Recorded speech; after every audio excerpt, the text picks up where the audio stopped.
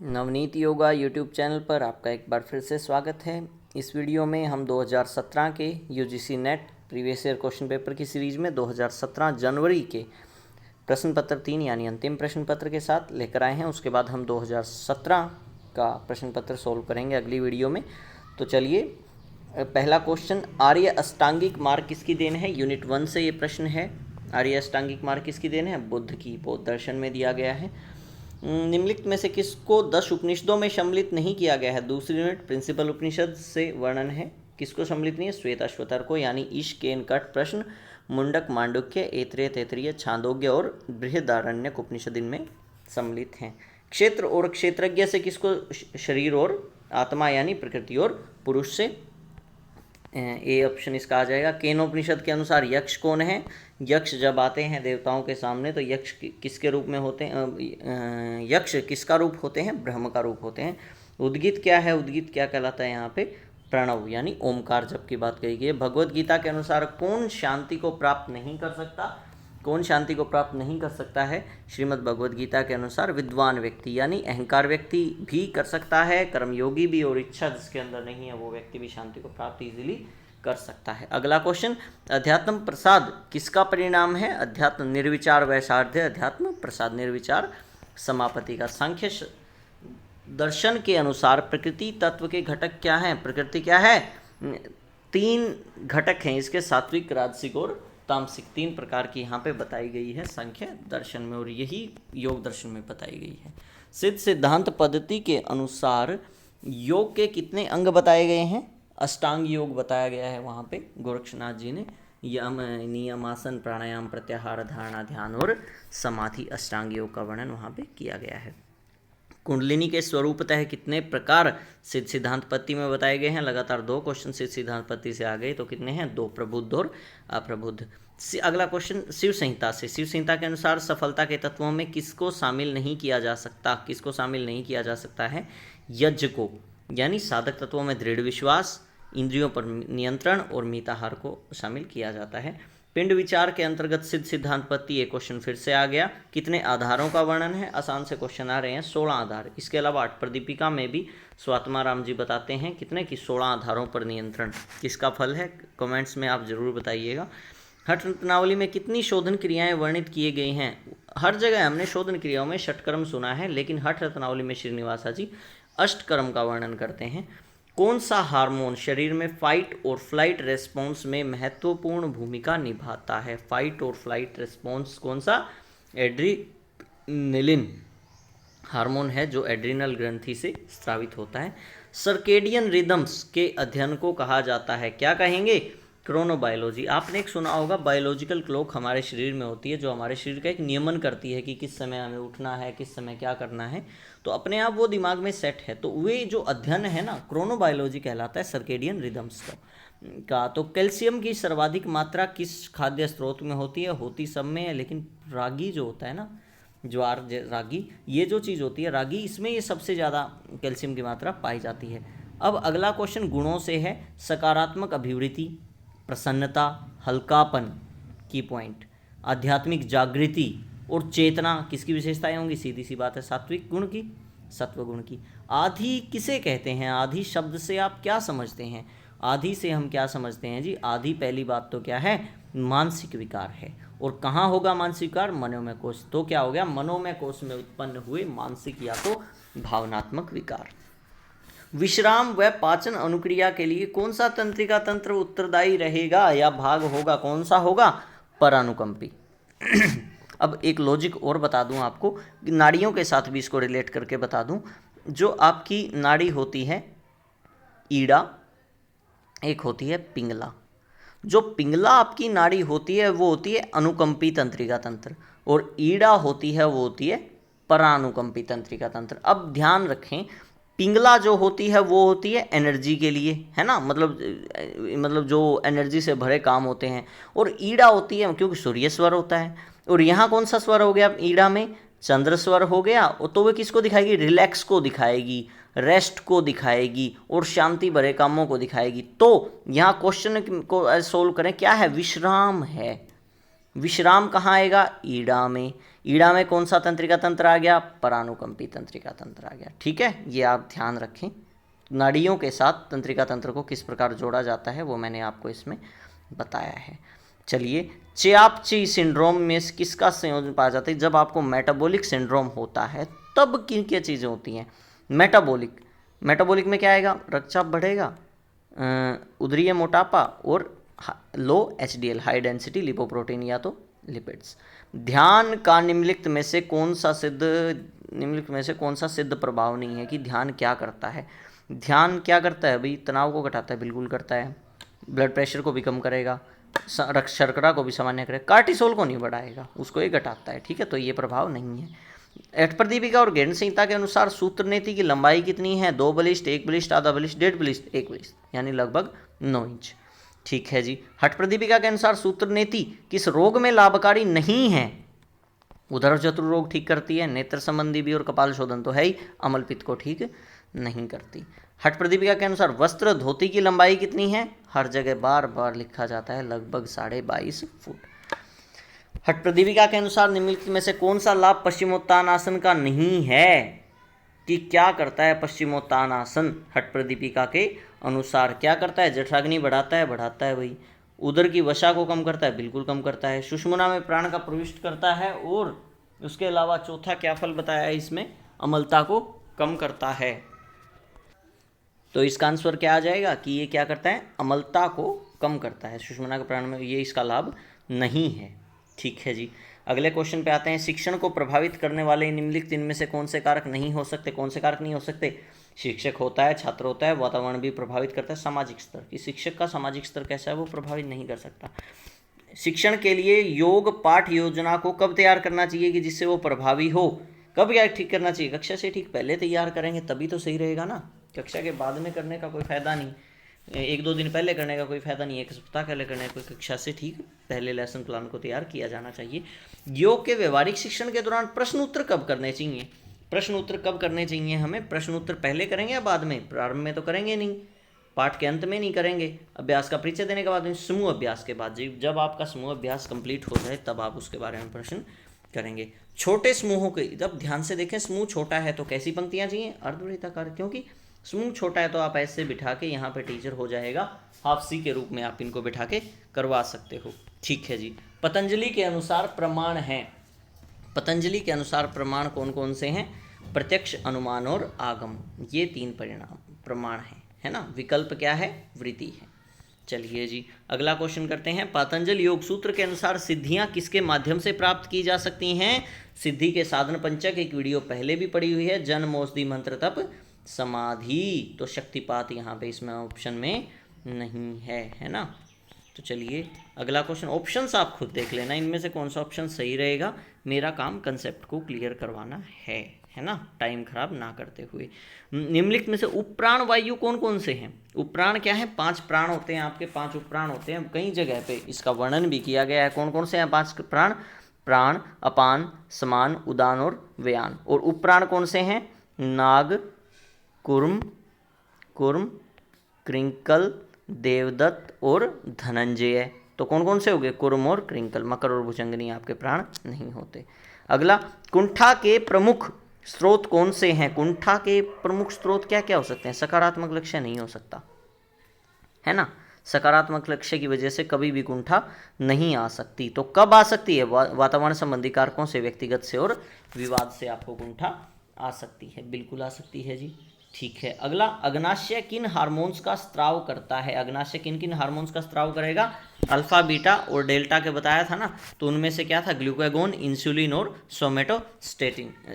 तो कौन सा हो गया? इंसुलिन ऑप्शन में नहीं है, तो ग्लूकागोन और सोमेटोस्टेटिन इसका आंसर आ जाएगा।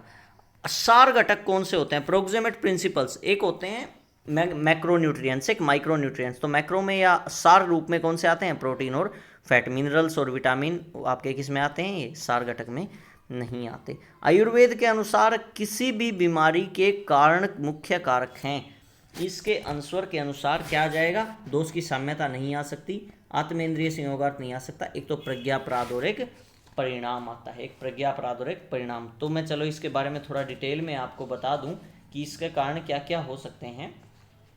इसमें क्या बताया गया है कि जब भी आपको व्याधि को उत्पन्न करने वाले जो कारक होते हैं वो 5 वर्गों में विभक्त होते हैं। वो 5 वर्ग कौन कौन से होते हैं? एक तो प्रज्ञापराध, लिख भी लीजिए बेशक। एक होता है अशांतमेंद्रियार्थ संयोग, कि जो आत्मा का और इंद्रिय का संयोग, सात्मेंद्रियार्थ संयोग जो अच्छे से ना हो। तो असात्मेंद्रियार्थ संयोग कौन सा हो गया? जब ये संयोग ना हो। तो दूसरा कारण ये हो गया। तीसरा हो गया काल परिणाम, है ना, जो परिणाम भी कहा जाता है कि अगर आप ऋतुओं के अनुसार या मिथ्या से कुछ खा लें। अगला आपके कर्म या संस्कार, उसकी वजह से भी हो सकता है। और एक होता है कृमि यानी कीटाणु। तो इनमें से कौन कौन से 2 ऑप्शन यहाँ पे हैं? प्रज्ञापराध और काल परिणाम। ठीक है, ये 2 यहाँ पे दिए गए हैं। वात प्रधान व्यक्ति के लिए किन गुणों से युक्त आहार लाभदायक है, इसके बारे में यहाँ पे हमें बताना है कि कौन कौन सा लाभदायक है। कौन कौन सा हो गया? इसके लिए बताया है कि मधुर और लघु। कौन कौन सा? मधुर और लघु हमें वात प्रधान व्यक्ति के लिए दिया जाना चाहिए। उष्ण और शीत उन्हें नहीं दिया जा सकता। ठीक है। योगाभ्यास अम्ल पित्त यानी हाइपर एसिडिटी के लिए लाभदायक कौन सा होता है? अम्ल पित्त के लिए लाभकारी होगा आपकी एक तो धोती, और दूसरा क्या होगा आपका? नाड़ी शोधन प्राणायाम क्या होगा आपका? अम्ल पित्त के लिए लाभकारी, क्योंकि कपालभाति कफ के लिए, पश्चिमोत्तान के इफेक्ट हमने पिछले क्वेश्चंस में पढ़ लिए हैं। मुख्य पेशी कंकाल विकार कौन कौन से हैं? जो पेशी कंकाल विकार कौन कौन से हैं? एक तो कशेरु का संधिग्रह और एक संधिशोथ, ये दोनों होते हैं। पार्किंसन रोग कौन सा है? जिसमें हाथ पांव हिलना शुरू कर देते हैं अपने आप ही। चलिए अगला, पैरासिम्पैथेटिक तंत्रिका तंत्र। तो चलिए आप देखेंगे आपने कितना समझा पिछला कंसेप्ट, उसी के ऊपर ये क्वेश्चन है। पैरासिम्पैथेटिक नर्वस सिस्टम के उद्दीपन के कारण क्या होता है? मैंने क्या बताया था? पैरासिम्पैथेटिक नर्वस सिस्टम, पैरासिम्पैथेटिक यानी ईड़ा। तो ईड़ा नाड़ी जब सक्रिय होगी, है ना, तो क्या होगा? हृदय गति घटेगी और मांसपेशियों में शिथिलन होगी। तो इसका आंसर क्या आ गया? 3 और 4।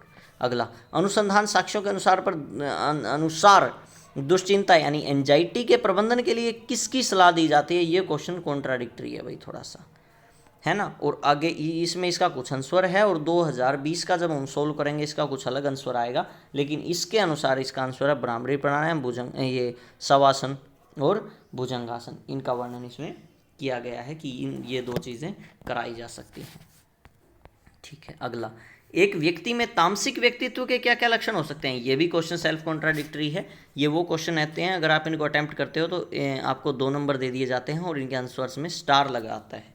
ठीक है। तो क्योंकि तामसिक व्यक्ति अप्रकाश भी हो सकता है, लोभ भी हो सकता है, ये वैसे राजसी के कारण भी होता है, प्रवृत्ति भी हो सकती है ये भी, और विरक्ति भी। तो मतलब इनमें उस हिसाब से ऑप्शन सेट नहीं हो रहे हैं, तो इसमें भी कोई आंसर इसका नहीं है। इसके आंसर्स में स्टार गिवन होता है।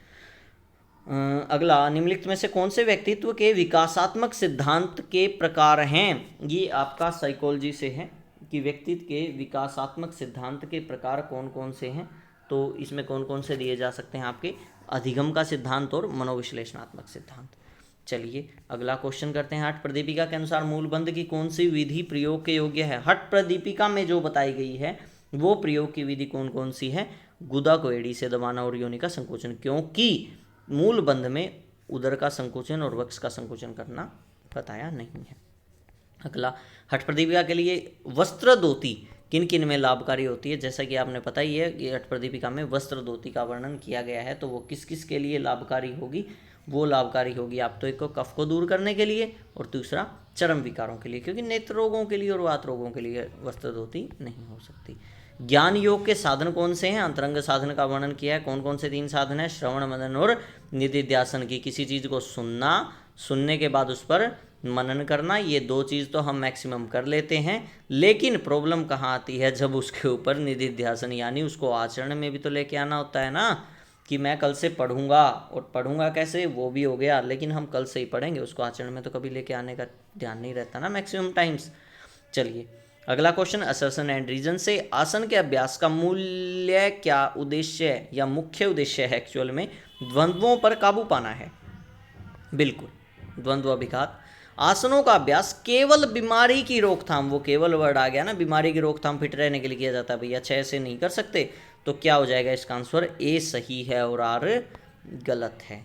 चलिए अगला क्वेश्चन, शरीर की में कम मात्रा में विटामिनों की आवश्यकता होती है, ये संतुलित आहार के महत्वपूर्ण घटक होते हैं। सही बात बताई सर आपने। अगला, विटामिन ऊर्जा की आपूर्ति नहीं करते लेकिन चयापचय क्रियाओं के नियमन में महत्वपूर्ण भूमिका निभाते हैं। प्रोटीन वसाओं कार्बोहाइड्रेट की प्रक्रिया में सहायता करते हैं। बिल्कुल दोनों चीज़ें सही हैं और व्याख्या भी सही है। अगला, योग का मूल उद्देश्य आत्मानुभूति और परम मोक्ष है। मूल उद्देश्य बताया है, क्या है? आत्मानुभूति और मोक्ष। ठीक है जी। योग के 8 अंगों का निरंतर अभ्यास शरीर व मन नियंत्रण में सहायता नहीं करता, जिससे कि परम लक्ष्य, अंतिम लक्ष्य प्राप्त किया जा सके। क्यों नहीं करता भाई? बिल्कुल करता है जी। तो ये क्या हो जाएगा? ए सही है और आर गलत है। कुछ भी आंसर हो सकता है। कभी ये लगा के मानो कि दोनों सही होते हैं और व्याख्या भी सही होती है। तीसरा ऑप्शन भी कई बार होता है। जानू यानी घुटना संदिग्ध अर्थराइटिस से क्वेश्चन है, से पीड़ित रोगी के लिए मंडूक आसन निषिद्ध है जी। बिल्कुल। क्यों? क्योंकि घुटनों को अधिक मोड़ने वाले आसन जानू संधि के लिए कठिन व कष्टदायक हो सकते हैं और जानू की समस्याओं को बढ़ा सकते हैं। घुटनों की समस्याओं को बिल्कुल बढ़ा सकते हैं जी। ठीक है, तो ये क्या होता है? व्याख्या सही है और बात भी सही है, दोनों में जो इन्होंने बताई है। अगला क्वेश्चन करते हैं हम। मत्स्येंद्रासन डायबिटीज़ के नियंत्रण के लिए सर्वश्रेष्ठ योगाभ्यास है। बिल्कुल करना चाहिए। अगर आप ट्यूबरक्लोसिस नहीं, डायबिटीज़ से यानी मधुमेह से पीड़ित हैं तो आपको ये मत्स्येंद्र आसन का अभ्यास करना चाहिए। क्यों करना चाहिए जी? मत्स्येंद्र के अभ्यास से उदर संपीड़ित होता है तथा मेरुदंड ट्विस्ट होता है, जिससे अग्नाशय की क्रियात्मकता बढ़ती है और मधुमेह को नियंत्रित करने में सहायता पहुंचाती है। बिल्कुल सही बात, सही व्याख्या और सही इसका आंसर। ठीक है जी। अगला, मानवीय मूल्य जो होते हैं ना, एक पहिए की धुरी के जैसे होते हैं। जो दूसरे मूल्य, बाकी जो मानवीय मूल्य होते हैं ना, बाकी जो दूसरे मूल्य होते हैं इसके चारों तरफ घूमते हैं। बिल्कुल सही। मानवीय मूल्य सत्यशीलता, क्रिएटिविटी, त्याग, निश्चलता, आत्मनियंत्रण, वैज्ञानिक दृष्टि, परोपकार, ये हैं। बिल्कुल, क्यों नहीं है? बिल्कुल, इन्हीं को तो मानवीय मूल्य बोलते हैं हम। ठीक है जी। अगला क्वेश्चन चलते हैं जी। प्राणायाम के अभ्यास के द्वारा मन धारणा की क्षमता को प्रकाश प्राप्त करता है। बिल्कुल, तत्क्षीयते प्रकाशावरणम। एक तो ये फल होता है प्राणायाम का, दूसरा क्या होता है? धारणा, सूचय, योग्यता, मन से है। योग दर्शन से क्वेश्चन है भाई ये। ठीक है जी। अगला, प्राणायाम श्वसन के स्वैच्छिक नियमन और नियंत्रण की तकनीक है जो धारणा के लिए मन को समर्थ बनाती है। बिल्कुल बनाती है भाई, कौन मना कर रहा है ना? सही है ना। तस्मिन् सति श्वास प्रश्वास संयोग गति विच्छेद प्राणायाम, है ना, वही तो होता है। ध्यान का अभ्यास तनाव से राहत प्रदान करता है जी। बिल्कुल करता है जी। विभिन्न शोधकर्ताओं ने साबित किया है कि ध्यान का अभ्यास कार्टिसोल के स्राव को बढ़ाता है, मन को आराम पहुंचाता है और तनाव से राहत प्रदान करता है। कहाँ बढ़ाता है? एक ही क्वेश्चन, एक नेट के क्वेश्चन में, अगर आप इस वीडियो को ध्यान से देख रहे, सो तो नहीं गए होंगे ना, एक ही क्वेश्चन, कार्टिसोल के स्राव को बढ़ाता है। एक ही साल उसी क्वेश्चन पेपर में 2 बार क्वेश्चन, यानी सीधे 4 नंबर। एक कंसेप्ट थे, मतलब 100 के क्वेश्चन पेपर डिजाइन किया था क्या ही बताऊं मैं अब। तो इसमें आंसर क्या आ जाएगा? पहली बात तो सही है जी, दूसरी बात गलत है। बौद्ध ध्यान तकनीक के अनुसार सावधानी की 4 उपासनाएं, ये भी स्टार क्वेश्चन है जी, है ना। वेद, काया, चित्त और धम्म, 4 सावधानी की आधारशिलाएं हैं। बिल्कुल हैं। ये कुछ बताया ही नहीं गया कि कैसे आरोही अवरोही हैं, लेकिन इनका आंसर कुछ क्लियरली बताया गया नहीं है। ये उपासनाएं होती हैं, 4 आधारशिलाएं। अगला, स्वात्माराम सूरी द्वारा बताए गए हठ योग में उचित क्रम में व्यवस्थित करें। बिल्कुल इजी क्वेश्चन। चैप्टर्स के आधार पर सबसे पहले हमने क्या पढ़ा? आसन, दूसरे पे कुंभक, तीसरे पे मुद्रा और चौथे पे नाद अनुसंधान। छोटा सा परिचय दे दूं, 15 आसन हठ प्रदीपिका में हैं। कुंभक कितने हैं? 8 कुंभक का वर्णन है, 10 मुद्राओं का वर्णन है और 4 नादानुसंधान की अवस्थाओं का वर्णन है, जिसमें 3 ग्रंथियों का भेदन होता है। ठीक है जी। अगला, वैराग्य के चरण को उचित क्रम में लगाएं। कौन कौन सा होता है? सबसे पहले ये अपर वैराग्य की बात यहाँ पे की गई है, जो संप्रज्ञात समाधि की प्राप्ति में सहायक होता है। कौन कौन सा? यतमान, व्यतिरेक, एकेंद्रिय और वशीकार संज्ञा। वशीकार संज्ञा जो परम अवस्था होती है वही अपर वैराग्य होता है ना। बिल्कुल। दृष्टानुसरिक विषय वितृष्ण से वशीकार संज्ञा वैराग्यम, वशीकार की संज्ञा उसे दी जाती है। अंतःस्रावी ग्रंथियों में ऊपर से नीचे की ओर सबसे ऊपर क्या है? थायराइड। उसके बाद क्या है? सबसे ऊपर क्या है?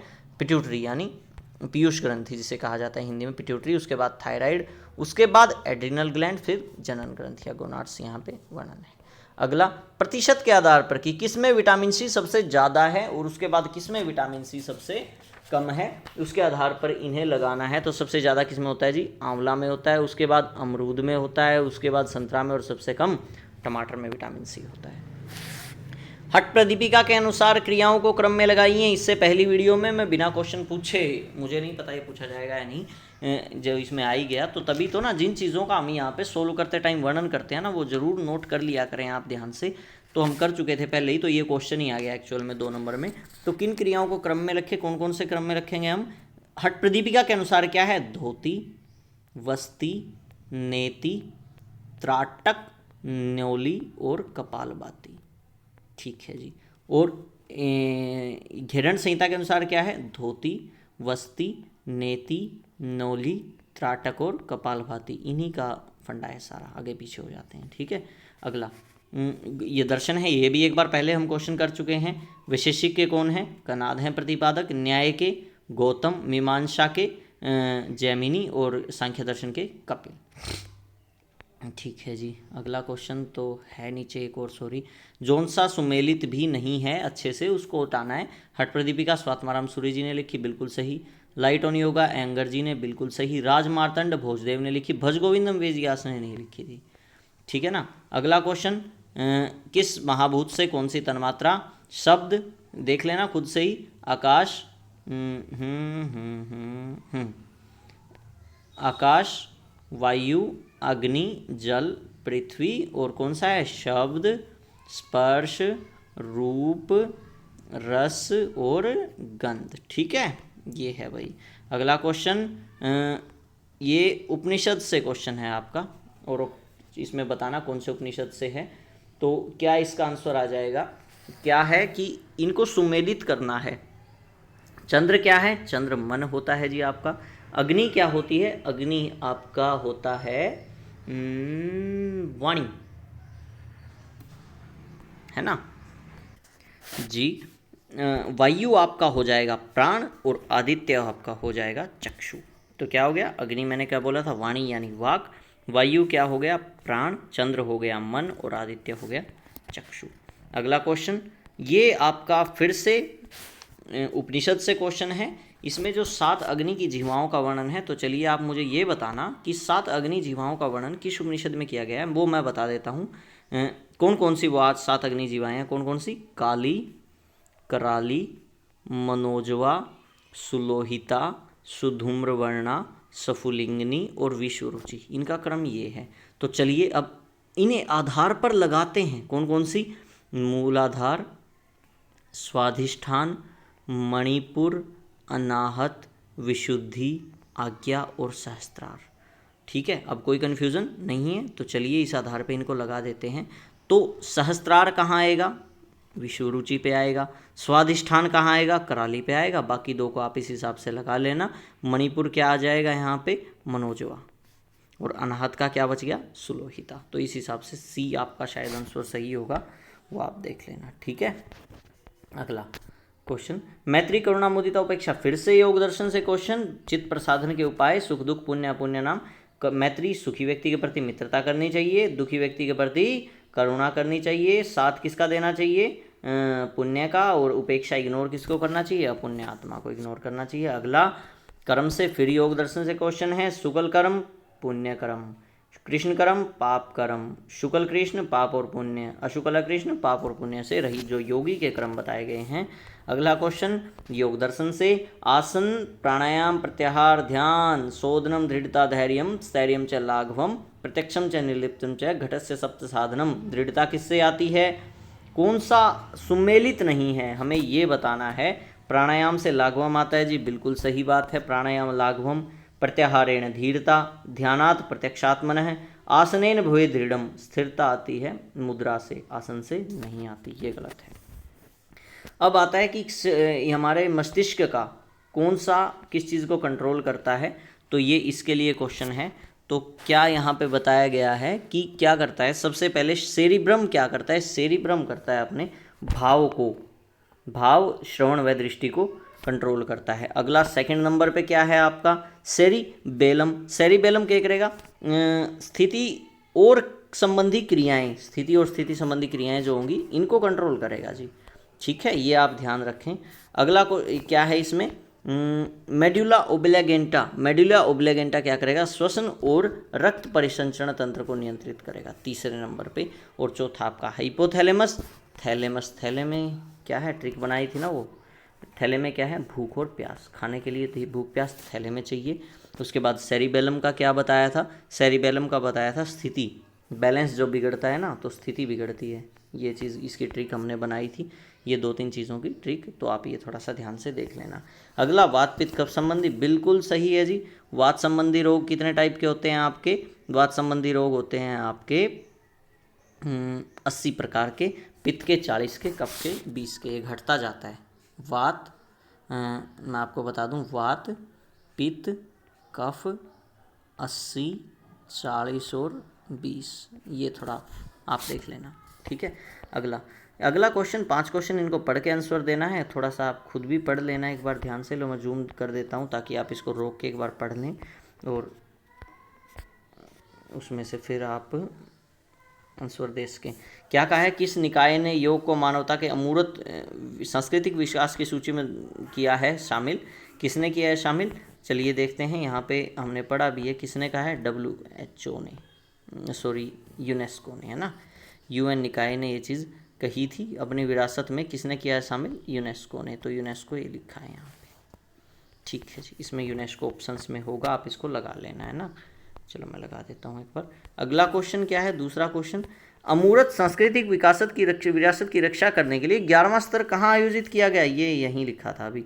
11वां स्तर कहाँ पे हुआ था, इथियोपिया में। ठीक है, तो ऑप्शन हो गया इथियोपिया। ठीक है जी।